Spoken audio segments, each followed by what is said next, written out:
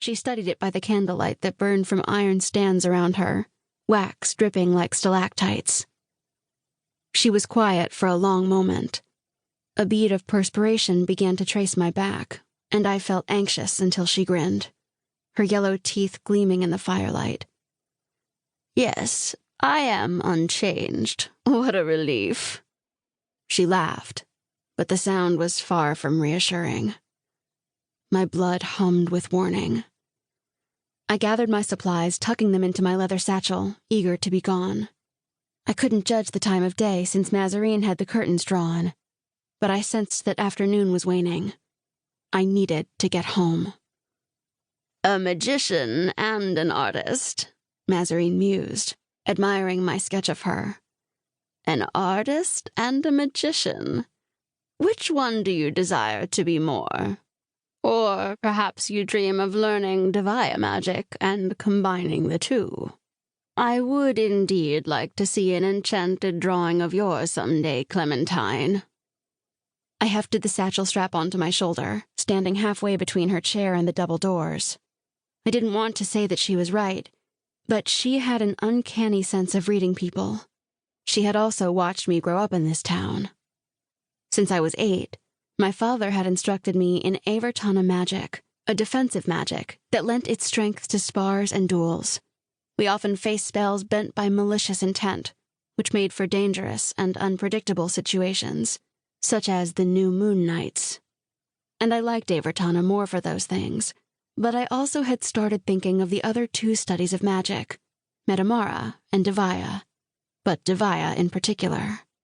To take one's skill and create an enchanted object was no simple feat, and I had read of magicians who had devoted decades of their lives to reach such achievement. I needed more time to hone my craft of art before I tried to layer magic within it. I had taught myself how to draw and had gradually become proficient with charcoal, as art supplies were hard to come by in this rustic town. But I knew my experience was lacking, and there were many other branches of art waiting for me to explore. "Perhaps one day," I replied. Was all Mazarine said. She at last rose from her chair with a slight grunt, as if her bones ached. I always forgot how tall she was, and I waited while she crossed to the other side of the room, where a bureau sat in a darkened corner. I listened to her open the drawers. I listened to the chime of coins as she gathered them in her hand. "You claim I am unchanged," she said, coming to meet me where I stood. "And yet you are not, Clementine. Your skill is improving in magic as well as art." And she extended her fist, knuckles like hills, veins like rivers beneath her papery skin, fingers full of coins.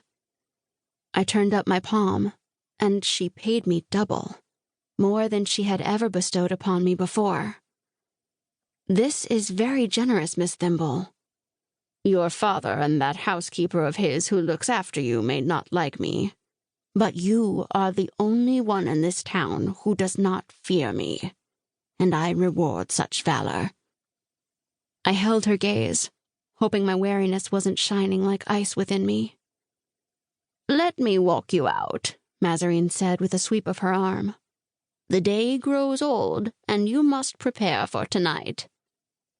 But she didn't move, and I sensed she wanted me to precede her. I led the way to the double doors, and she remained 2 steps behind me. We passed a mirror hanging on the wall, which I had never noticed before. Its frame was golden and elaborate, fashioned as vines and oak leaves.